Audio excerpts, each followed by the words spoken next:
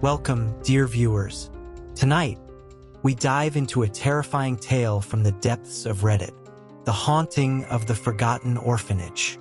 In the heart of an overgrown forest, nestled away from prying eyes and the bustle of civilization, stood an abandoned orphanage.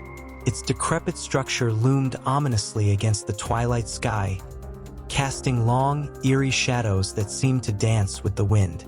The once grand building, now a skeleton of its former self, was a place of whispered legends and unspoken fears among the locals. Few dared to venture near, but curiosity, as it often does, had a way of luring the brave or the foolish into its dark embrace.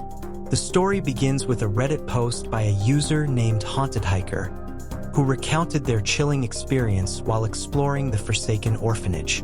The post gained traction quickly, drawing readers into a tale that blurred the lines between reality and the supernatural. "I've always been fascinated by abandoned places," the post started. "There's something oddly compelling about the remnants of lives once lived, now left to decay. So when I heard about the orphanage deep in the forest, I knew I had to see it for myself." The journey to the orphanage was treacherous. The forest, dense and untamed, seemed to resist intrusion. As I navigated through the tangled underbrush, the air grew colder, and a sense of foreboding settled over me. I finally broke through the trees, and there it was, an imposing structure, its windows like dark, hollow eyes staring into my soul. The building was surrounded by a rusting wrought iron fence, its gate hanging precariously from one hinge. Pushing it open with a groan, I stepped into the courtyard, overgrown with weeds and scattered with debris. Each step felt like a violation of some unspoken rule, as if the very ground resisted my presence. Inside, the orphanage was a labyrinth of decaying rooms and corridors. The air was thick with dust and the scent of mold, and the silence was almost palpable. I could almost hear the echoes of laughter and cries from the children who once lived here. But it was the pervasive sense of sorrow and abandonment that weighed heaviest. As I ventured deeper, I found a staircase leading to the basement. My flashlight flickered, casting long shadows that seemed to writhe and twist in the dim light. The basement was even colder, and the air felt heavy with a presence I couldn't quite place. Then I saw it.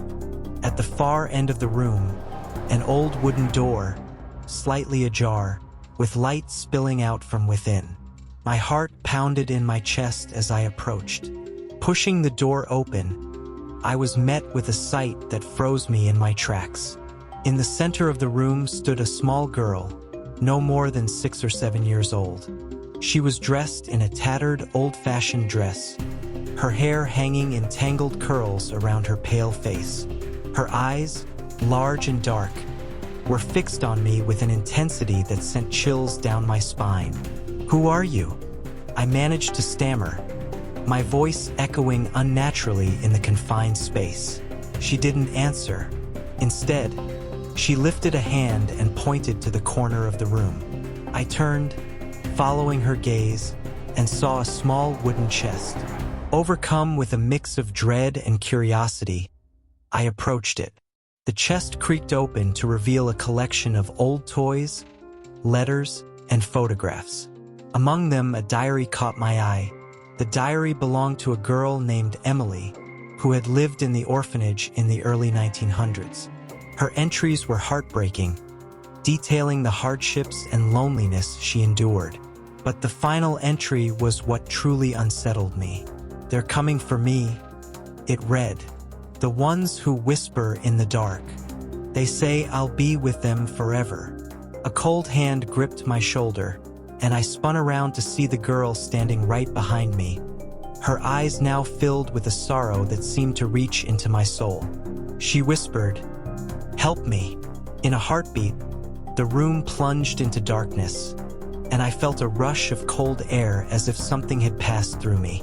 I stumbled back, my flashlight flickering back to life. The girl was gone, and the room was empty.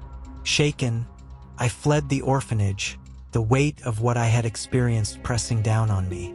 Back home, I couldn't shake the feeling of being watched, and the shadows in my room seemed to move of their own accord. Weeks passed, and the haunting presence grew stronger. I couldn't sleep, couldn't eat, couldn't focus on anything. Desperate, I returned to the orphanage, hoping to find answers. As I retraced my steps, I found the diary again, now open to a new page. "Thank you," it read. "I'm free now." The air around me seemed to lighten, and the oppressive presence lifted.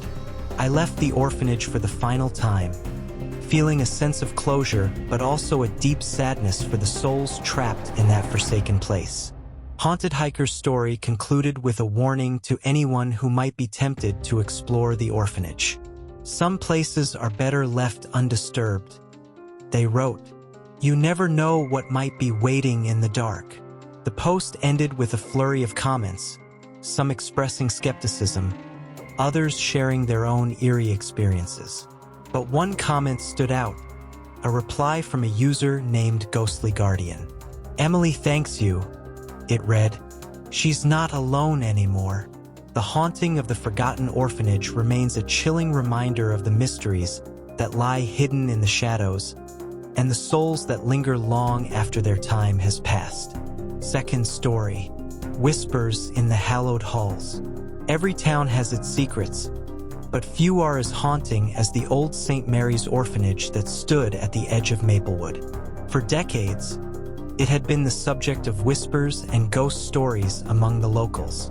Abandoned for over 50 years, the building had fallen into disrepair, its windows broken and its walls covered in ivy. It was said that the spirits of the children who once lived there still roamed its halls, unable to find peace. This story begins with a Reddit post by a user named SilentSeeker, who shared their unsettling experience exploring the orphanage. The post quickly went viral, drawing thousands of comments and reactions.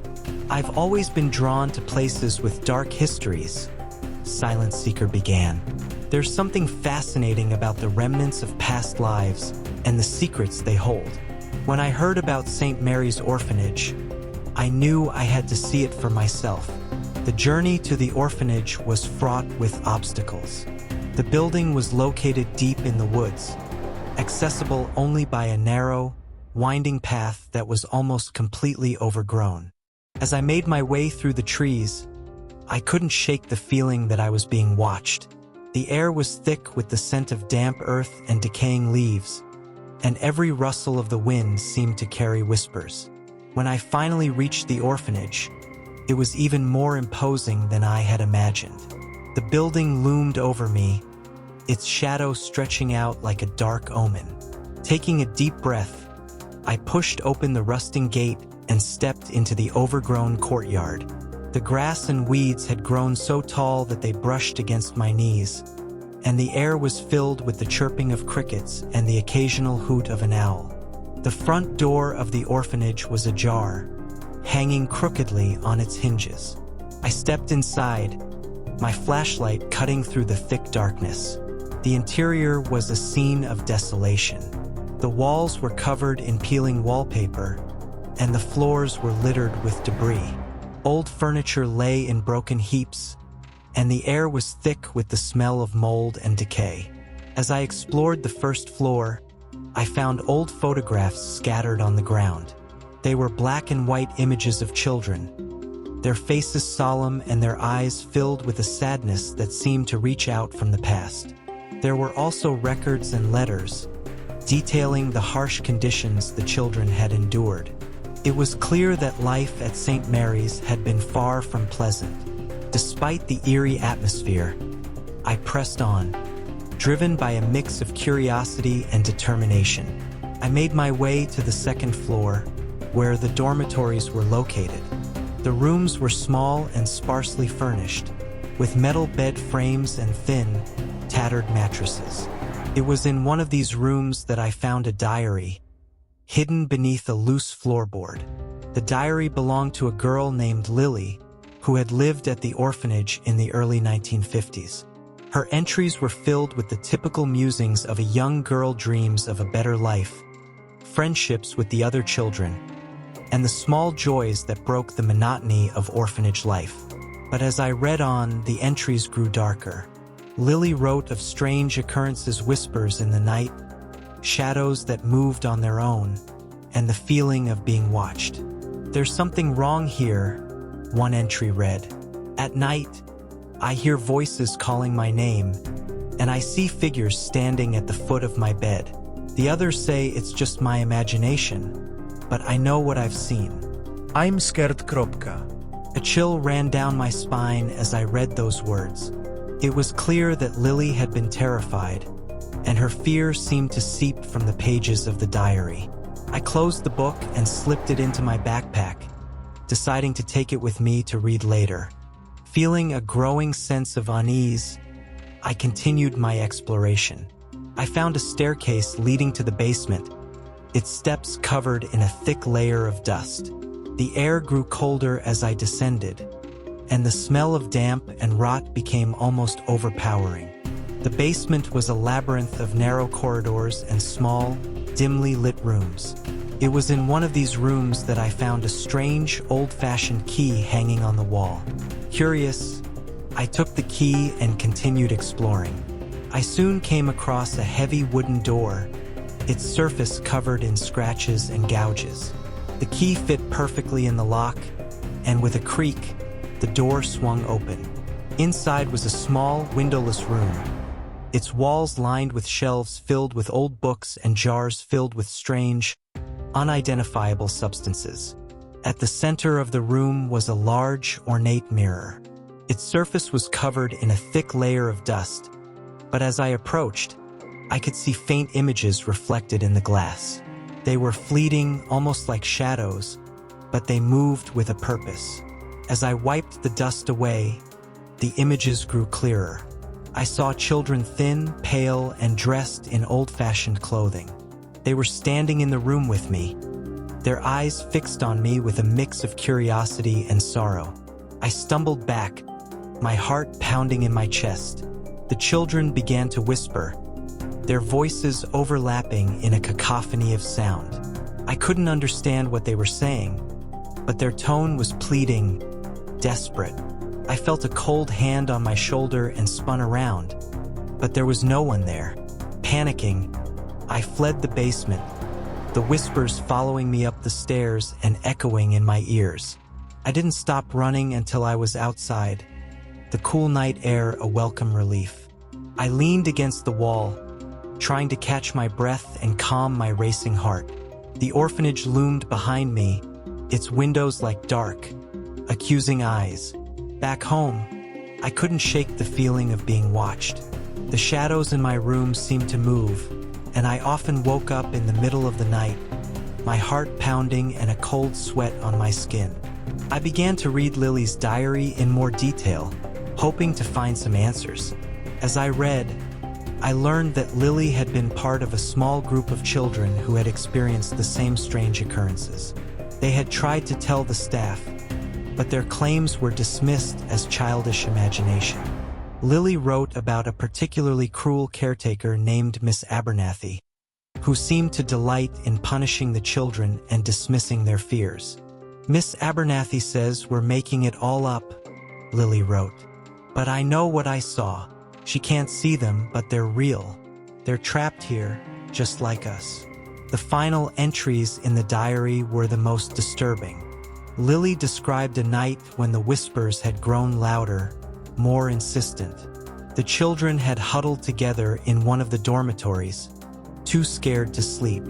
That night, one of the children, a boy named Tommy, had gone missing. The staff had searched everywhere, but there was no trace of him. "They took Tommy," Lily wrote. "I heard him screaming, but I couldn't do anything. They're angry, and they're not going to stop."